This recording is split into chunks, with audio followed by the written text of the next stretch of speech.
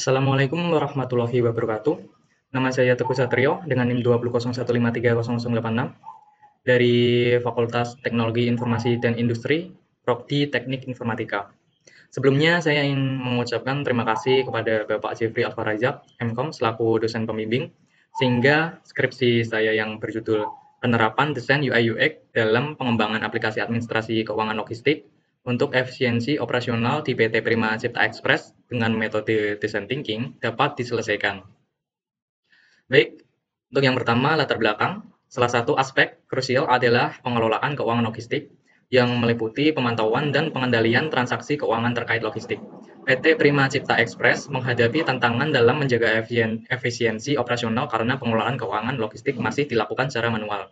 Data dimasukkan satu persatu menggunakan Excel tanpa makro ataupun VBA, menyebabkan proses yang memakan waktu dan kurang efektif.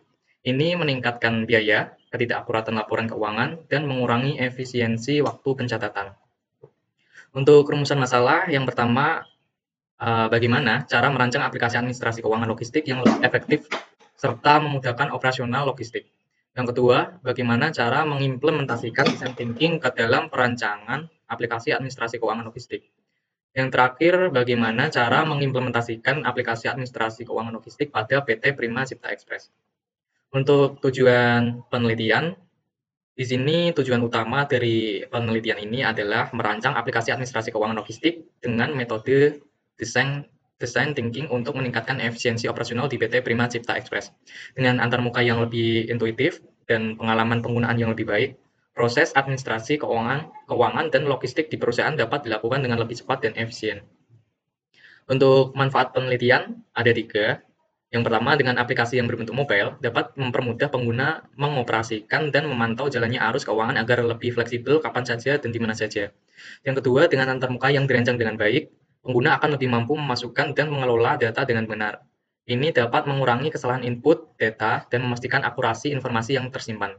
Yang ketiga, menghasilkan sebuah prototipe mobile apps administrasi keuangan logistik yang selanjutnya dapat dikembangkan lebih lanjut. Analisis dan rancangan sistem.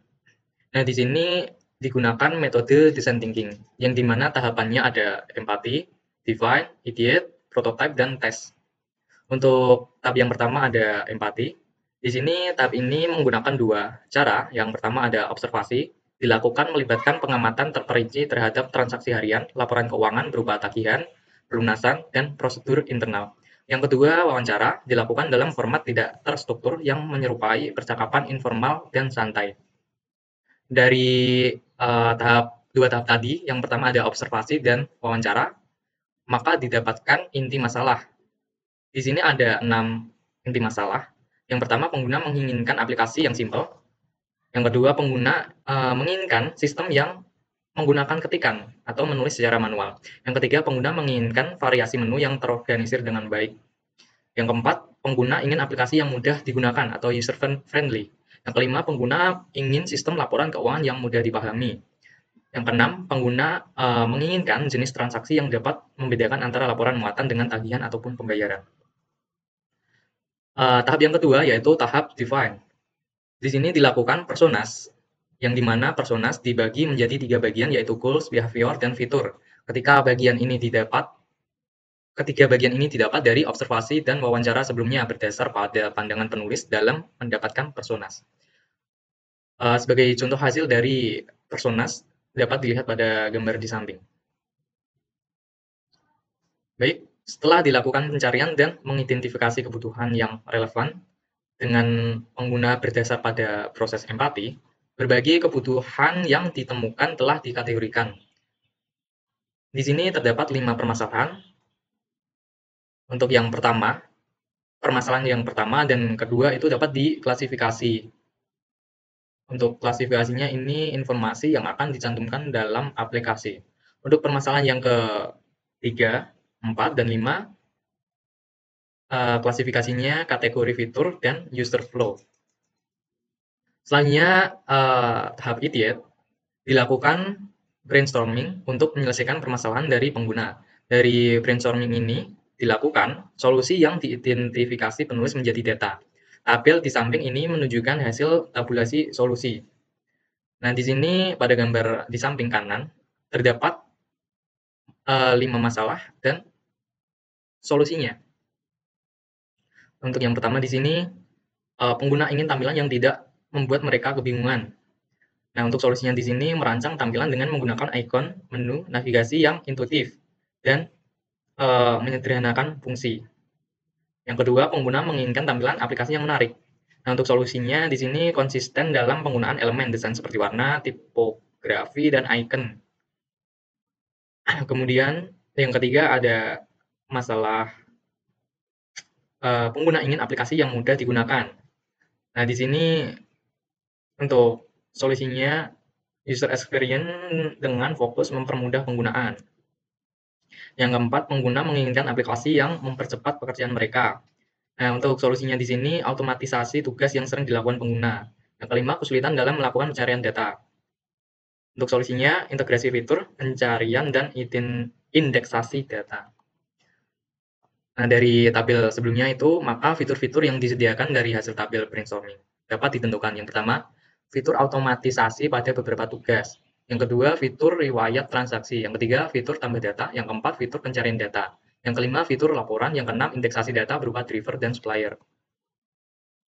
Selanjutnya, setelah fitur ditentukan, maka dapat dibuatlah user flow. Di sini ada 3 user flow utama. Yang pertama ada user flow transaksi, yang kedua ada user flow tambah data, yang ketiga ada user flow pencarian data.